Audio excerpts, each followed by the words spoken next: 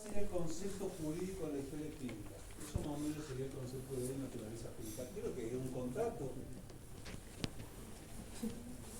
un documento, sí. La definición de documento, en el punto de vista jurídico, es algo que es tangible en un soporte, soporte papel, soporte fotografía, ¿sí? A eso se llama documento. Está bien. La naturaleza jurídica de la historia clínica, y esto lo van a entender únicamente los profesionales de la salud, no lo entiende otra persona. Es un sistema sui generis, que lo han logrado llamar en algunos lugares sui generis. ¿Qué significa? Como que tiene distintos conceptos, un poquito de esto, un poquito de aquello, y no hay ningún documento que tenga las características de la historia clínica. Lo vamos viendo por qué.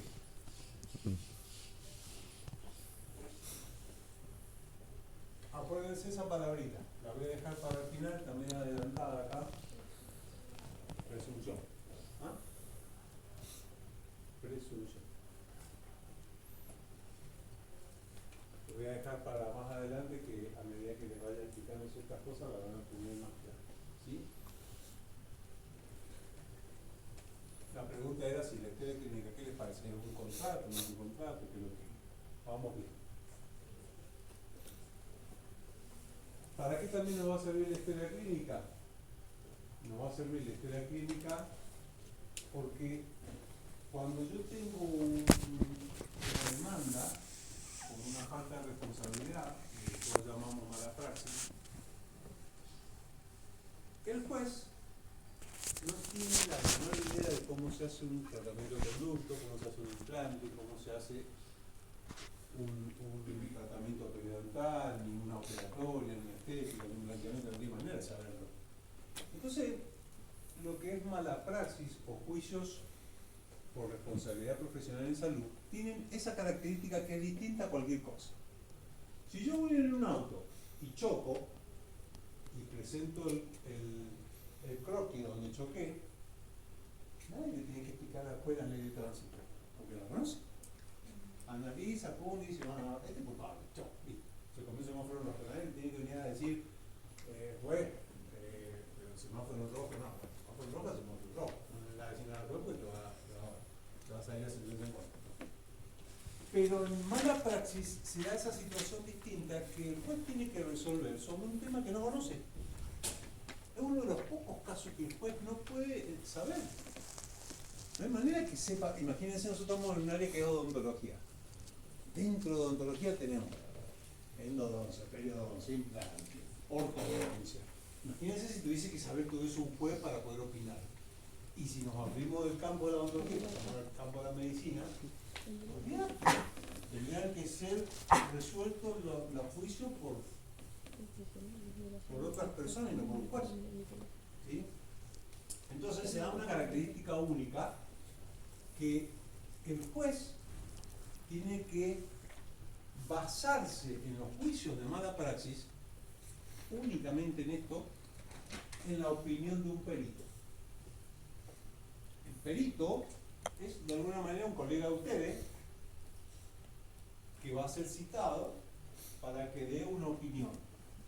Ahora, ustedes imagínense un expediente en donde se hizo un juicio porque un implante provocó una parestesia en el dentario inferior y el perito tiene que hacer el informe. Hay una radiografía, hay una historia clínica, la radiografía dice que, fíjense, hubo una invasión del dentario inferior y eso provocó. El perito tiene que hacer el informe. ¿De dónde va a sacar el perito el informe? Porque esa prestación fue hecha hace 2 años. El juicio inició, de aquí que pasó el expediente, la contestación, y llegó el momento, pasaron 2 años.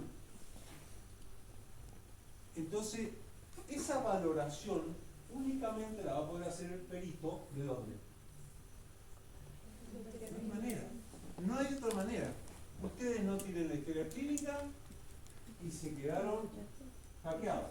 Ustedes pueden decir que yo lo hice bien, lo hice mal, ¿sí? El paciente no vino a los controles, bueno, todo eso lo va a tener que probar. y la única manera de probarlo después de 2 años, yo les puedo asegurar que va a ser la historia clínica. Y hoy me animo a decir un poquito más. Si no tienen la historia clínica, si no tienen el consentimiento informado, las compañías de seguro no te cubren el caso. Imagínense al punto que se ha llegado. O sea, vos veniste pagando todo el tiempo la compañía de seguro, estás trabajando y te pasa como en el auto, que vos pagás la compañía de seguro, pero te agarraron, chocaste y tenías una copita de alcohol. Y listo. Te hacen la alcoholina, listo. ¿Qué hace la compañía de seguro? ¿Sí? Causal de exclusión de cobertura. ¿Sí? Así cortito. Acá lo mismo, no tenés historia clínica, no tenés consentimiento informado, lo viniste pagando, ellos no te dicen absolutamente nada. En el momento no tenés historia clínica, hay un juicio de mala praxis, no te cubrimos. ¿Está? Entonces empezamos a ver que la historia clínica ya no es una cuestión de que se nos ocurra a nosotros, sino que ya ha pasado a ser un requisito, por ejemplo, de admisibilidad para la cobertura del seguro.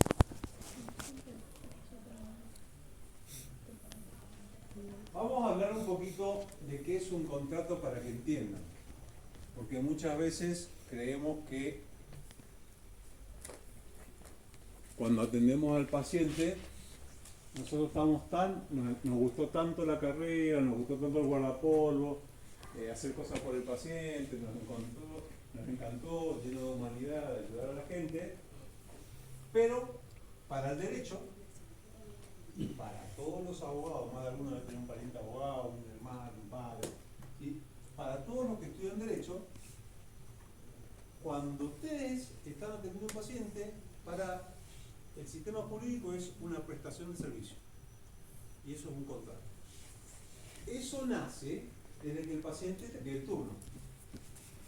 ¿Está bien? Te pidió un turno y ya se configuró el contrato. Si vos no vas, lo estás colgado al paciente. Y si el paciente tiene un problema porque vos no fuiste, ¿puede haber problema o no? Y empecemos a razonar que sí. ¿Está? Entonces, el contrato nace desde el nacimiento de las voluntades a la prestación del servicio. ¿Sí? De ahí la famosa palabra prestación de servicio. Viene de lo jurídico, que se denomina contrato de prestación de servicio. No es un término médico. La prestación de servicio es un término jurídico. ¿Está bien? Y se llama así, contrato de prestación de servicio. Que es exactamente lo mismo que si vos llamás a un arquitecto a que te construya un baño, eso es un contrato de prestación de servicio. ¿Sí? Es contratar los servicios de un tercero. ¿Está?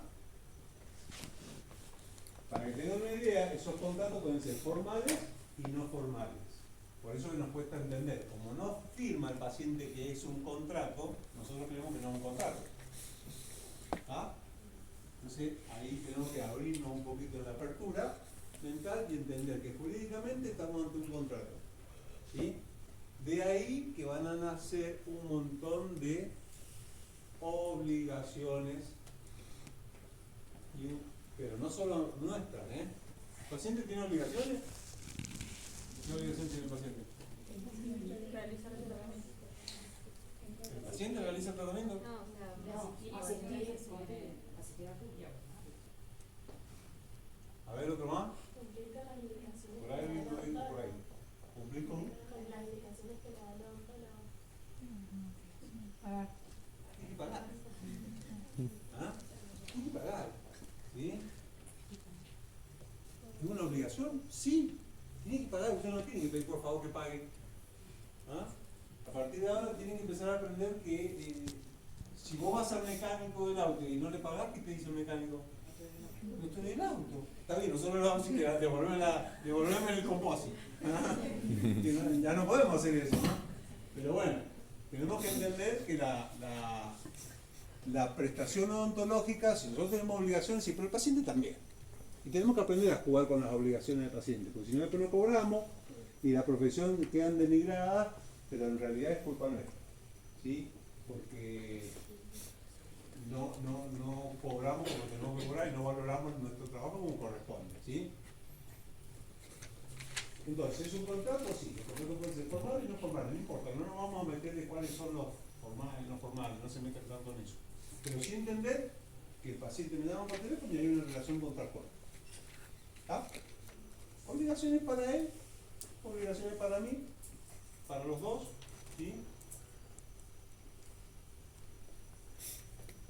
Bien, entonces dijimos, el paciente tiene un derecho a la salud, simplemente lo va a cobrar, ¿sí? Ahí vamos a tener en el medio una prestación, que ya vamos a ir viendo, estamos un poquito en adelanto, con características de cómo va a ser ese trabajo que hago. Para que se ubiquen en terminología, cuando decimos prestación, es prácticamente ese trabajo que tengo que hacer. Hay de dos tipos, de medio y de resultado. Por ahora quédense con eso. Lo metemos un poquito más de lleno en la historia clínica. La historia clínica nace, por eso yo les decía que tiene un concepto sui generis. La historia clínica nace por uso y costumbres de los profesionales del arte de curar que anotaban sus cosas, ¿sí? Las anotaban en una cuestión para decir, che, en aquella zona hay más fiebre amarilla que en esta zona. Sí, las iban calificando las patologías así, en forma genérica, ¿sí? Pero nace muy parecido a lo que son los libros de comercio. Los libros de comercio nacieron porque el almacenero anotaba todo lo que, su cliente compraba. Entonces después, cuando el cliente no le pagaba, decían, no, si acá está, en la libretita, la famosa libretita del almacenero. Así fueron haciendo los libros de comercio. Entonces, si vos llevabas bien el libro de comercio, se suponía que lo que decía el comerciante estaba acá, la verdad, mirá, vos me debes esto. Si no, pero eso es mentira. Bueno, puede ser, pero demostrame que es mentira. En principio, sí, está acá. Así nació la historia clínica. Nace por uso y costumbre de los profesionales del arte curar que fueron anotando sus cosas.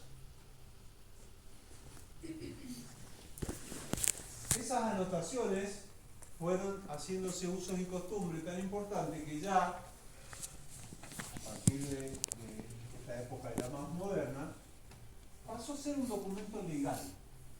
Ahí cambió el concepto. Ya no era un documento únicamente clínico o un documento del profesional, sino que se lo empezó a denominar legal.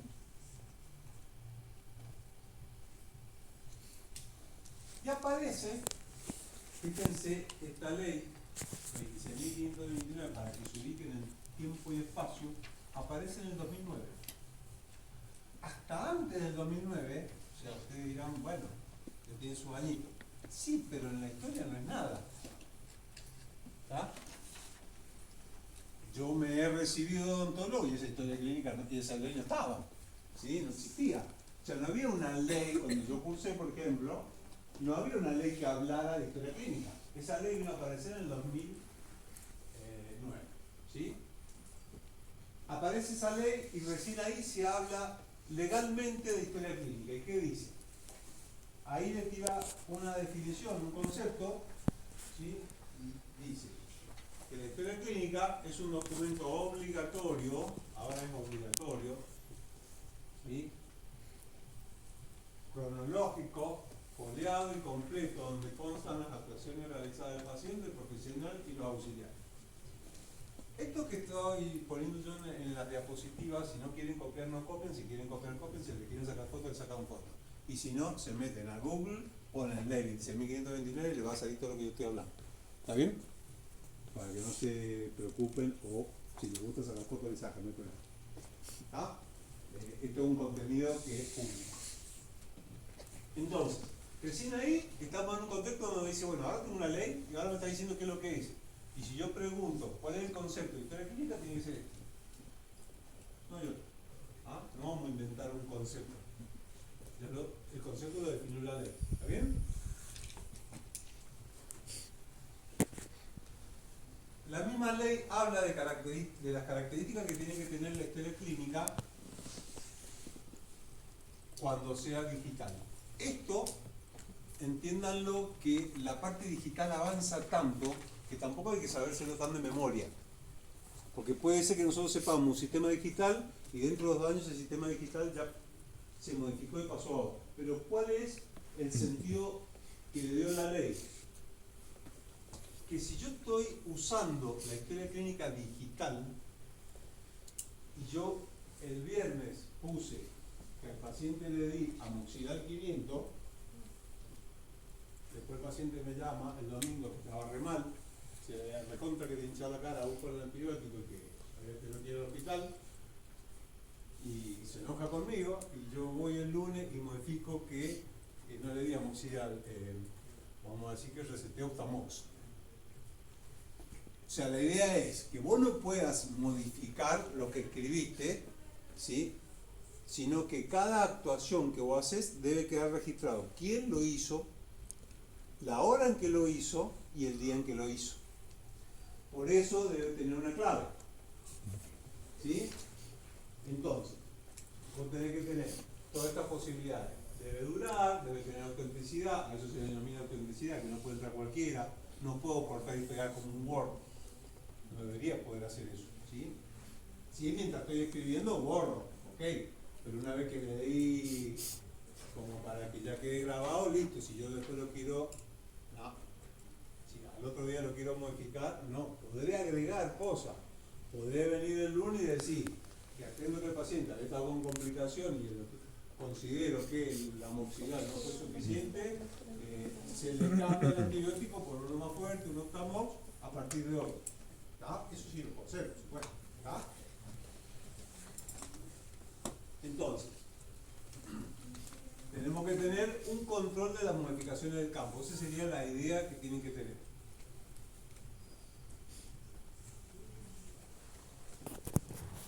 ¿Qué forma parte de la historia clínica de acá?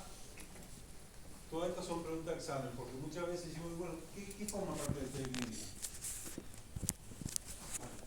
Es muy importante que la historia clínica esté entendida, que ciertas cosas que creemos que están por separado, hablamos mucho del consentimiento informado como si fuera un instrumento totalmente distinto. No, el consentimiento informado forma parte de la historia clínica. Es un componente de la historia clínica. Al igual que las hojas de indicaciones, las planillas de enfermería, un protocolo quirúrgico, las prescripciones de medicamentos, ¿sí? Los estudios y prácticas realizadas. Mucha gente me dice, ¿y qué hago con la radiografía? Y vos calculás que la ley te va a decir que se hace con una radiografía periapical. Jamás te lo va a decir, no tiene idea. Pero te va a dar un concepto genérico del cual vos tenés que razonar, te está diciendo los estudios. ¿Qué es una radiografía? Un estudio, ¿ah? Un estudio auxiliar, ¿sí? ¿Qué es el modelo de estudio? Supongan ser ortodoncia, vieron que van sacando modelos de estudio cada rato. Entonces me dicen, ¿y tengo que dar los modelos? ¿De quién son los modelos? Ya vamos a ir viendo todo eso. ¿Ah? Entonces todo eso forma parte de una historia clínica que de hecho en otros países la palabra historia clínica no está bien llamada, sino que es expediente clínico. Y cuando vos tenés esa palabrita expediente clínico, te hace un poquito más global el concepto de todo lo que abarca.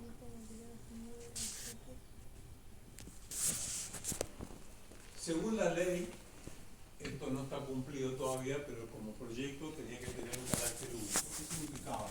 Que vos a través de una clave, que se tenía idea que fuese en su momento el DNI, vos pudieras meter el DNI y en cualquier parte del mundo te figuraba los sistemas básicos de tu salud.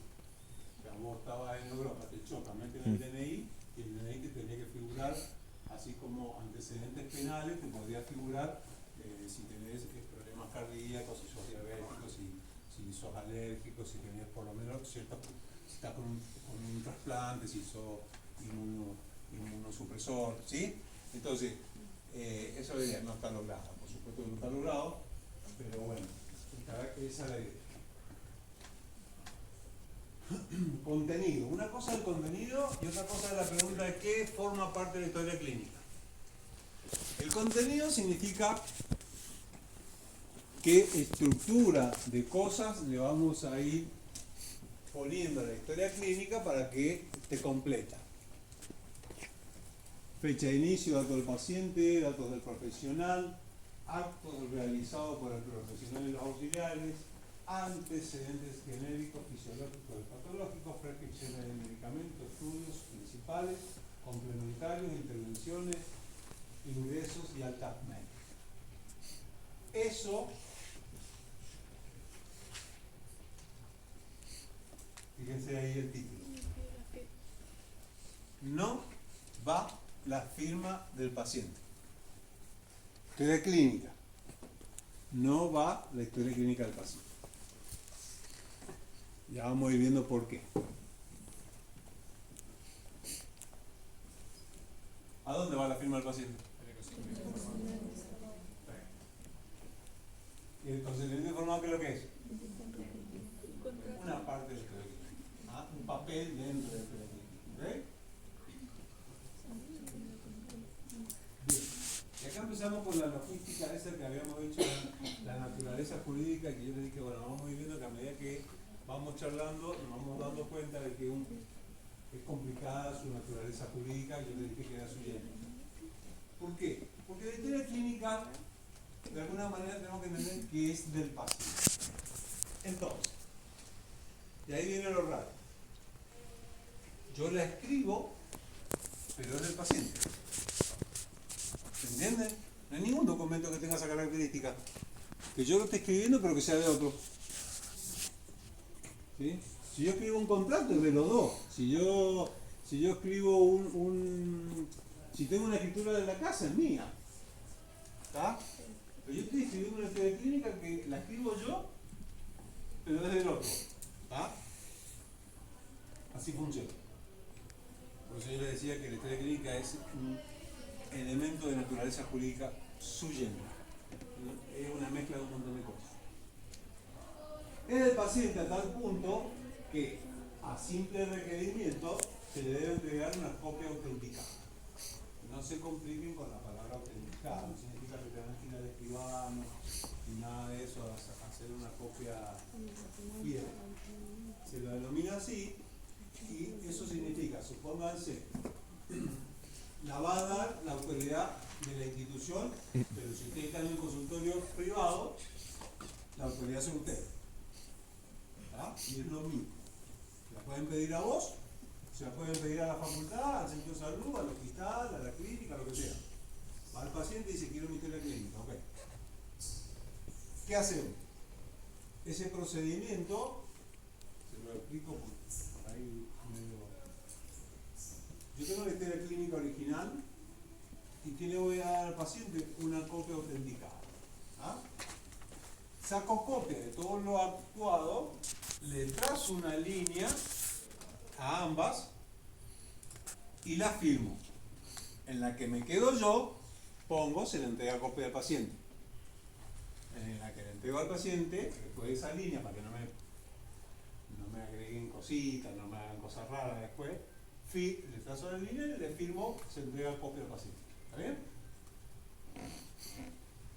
¿Alguna duda con eso? Eso significa autenticado. ¿Ah? No. ¿Sí? Las 48 horas que tengo para entregarla. Por ley, claro. El paciente me la pide y yo tengo 48 horas para entregar la historia clínica. Después vamos a ver que eso es lo que decía la ley. ¿Se acuerdan que yo dije que el decreto reglamentario salió 3 años después? El decreto reglamentario dijo que podíamos pedir una prórroga por 10 días más. O sea, el profesional podía decir, ok, venite tal día. ¿Está bien? Ya se lo voy a explicar. ¿Está? Pero la ley en su momento decía eso. Los decretos reglamentarios no pueden afectar la ley. Sí pueden decir cómo se ejerce, pero no le pueden quitar un derecho que salió en la ley, no puede ser suprimido por el decreto reglamentario. ¿Entiendes? Bien, entonces nosotros ¿qué somos? ¿Está? Esa es la gran pregunta. Si dijimos que la escribo yo, es del paciente, ¿yo qué soy? De la historia clínica. Sí, obvio que soy responsable. ¿Sí? Pero ¿cómo se llama a nivel jurídico? Estamos dentro de lo legal. Somos depositarios. A nivel jurídico, nuestro concepto sería que somos depositarios. ¿Qué significa que vamos a ser depositarios? Significa que todos los establecimientos públicos, privados y los profesionales del ámbito privado tienen la característica de depositario de que debo guardar y custodiar la cosa. La ley no sabe que está hablando de historia clínica, está hablando de la característica del depósito. Tengo que darle a la cosa el cuidado como si la cosa fuera mía. ¿Se entiende? Sí, Si yo voy a una playa de estacionamiento y dejo el auto, eso es un depósito, ¿no es cierto? Bien. El propietario, ¿qué tiene que hacer? Cuidar al auto como si fuera de él. Tiene que permitir que nadie lo toque, que nadie lo raye, que nadie lo rompa, ¿ok? No sé si todos lo cumplen, pero debería ser así. ¿Ah? Eso es un depósito, ¿sí? Si yo voy y dejo en el hotel en depósito tal cosa, me la tienen que cuidar la cosa, la tienen que custodiar y guardar, ¿sí? Como si la cosa fuera de ellos, le tienen que dar ese trato, ¿sí? Tienen que ser diligentes en el cuidado. Y se rige por la regla del depósito, no importa, no nos vamos a meter en eso ni les voy a dar todo eso. ¿Ah? Pero para que entiendan cuál es la figura jurídica que nos compete. ¿Ah? Acá hay una...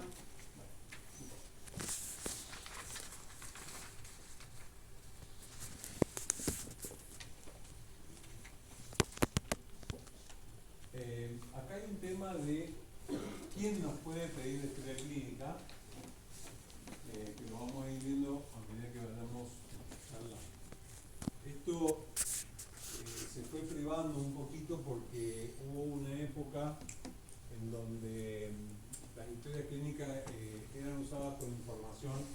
Por ejemplo, si el paciente tenía SIDA, no lo contrataban en los trabajos. Hubo una época que pasaba todo eso, ¿sí?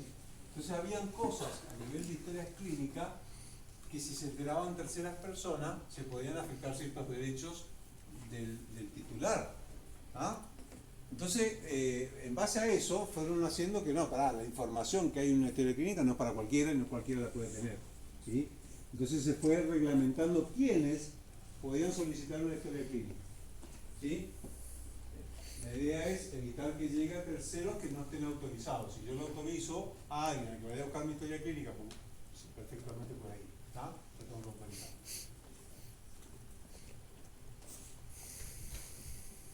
¿Alguna pregunta hasta acá?